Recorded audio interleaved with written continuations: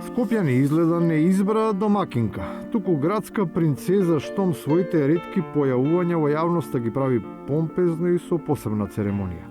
Не баре организира специјална свечаност, а не најобична пресконференција за дупки, шахти и депонии. Заборавајќи дека не се на митинг, туку на своето ново работно место. Незините соработници наместо македонската, за која не постои пракса да биде пуштена на престови. Како прва си ја емитуваа химната, која беше обележје на независната кандидатура.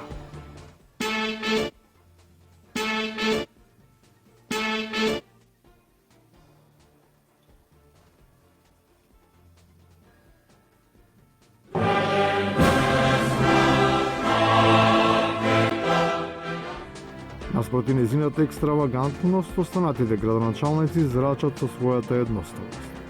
Толку се умерени и реални во себе оценувањето, што представуваат вистински пример за воздржаност и скромност.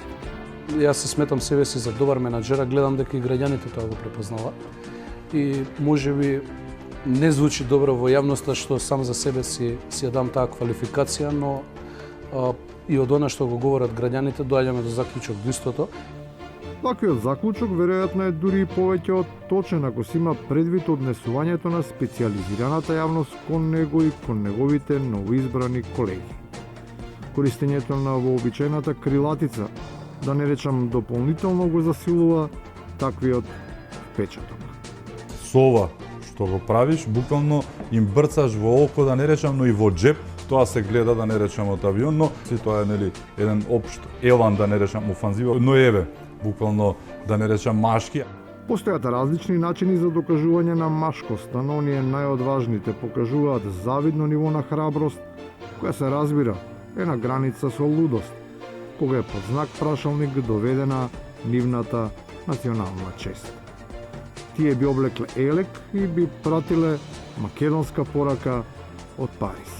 А ви тргнале со бомби на Ефеловата кула?